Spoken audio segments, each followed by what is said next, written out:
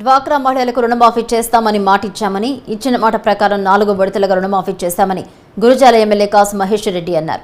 పల్నాడు జిల్లా పిడుగురాళ్ల గాంధీనగర్ 16వ సచివాలయంలో డ్వాక్రా మహిళల రుణమాఫీ కార్యక్రమంలో ఎమ్మెల్యే పాల్గొన్నారు. డ్వాక్రా ద్వారా 38,653 మంది లబ్ధి పొందారని తెలిపారు.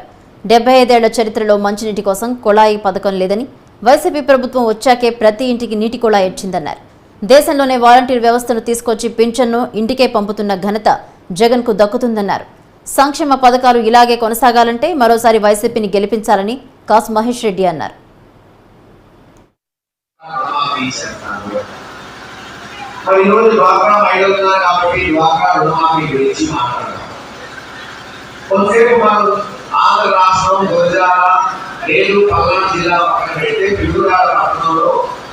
దాదాపు 10,000 మంది 1000 సంఘాలు ఉన్నాయి. 10,000 మంది ఇలాంటి అనేక మంది అక్షరాలు ఈరోజు పొదుపు సంఘాలు ఉన్నారు.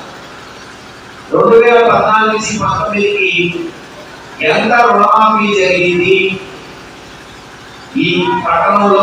ఈ 10,000 మందికి సుమారు ఆ రోజు 700 మంది ఉన్నారు. 7,000 సంఘాలు ఈరోజు 10,000. మీరు చూస్తే 0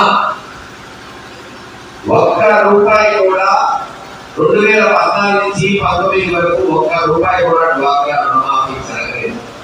మీరు అడగచ్చు, మరి వైఎస్ఆర్ జగన్మోహన్ రెడ్డి గారు ఆ రోజు 2019 మేలో అప్పుడున్న రుణాలని వడ్డీతో సహా చెల్లిస్తారు, ఎంత జరిగింది అని మీరు అడగచ్చు.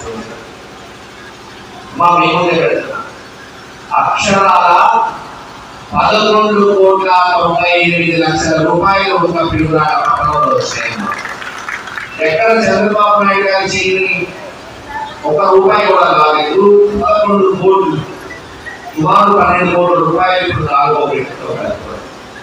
ఇలా ప్రతి పథకం మీరు తీసుకుంటే రైతు రుణమాఫీ ఆ రోజు 7 కోట్లు చంద్రబాబు నాయుడు గారి హయాంలో చేస్తే ఇప్పుడు 15 కోట్లు వచ్చింది. ఆసరా, అమ్మఒడి, ఇక్కడ అమ్మఒడి వస్తున్న వాళ్ళు ఉంటారు, ఒక్కసారి చేయలేదు. దయచేసి పిల్లలు చాలా మంది ఉన్నారు. ఒక్కొక్కరికి సుమారు సంవత్సరానికి 15,000. చదువుకునే పిల్లలు ప్రైవేట్ పడకపోయినా, స్కూల్ పడకపోయినా, మన గవర్నమెంట్ స్కూల్ పోయినా, కారణం పిల్లలకి కొంచెం ఆర్థిక స్తోమత లేని కుటుంబాలు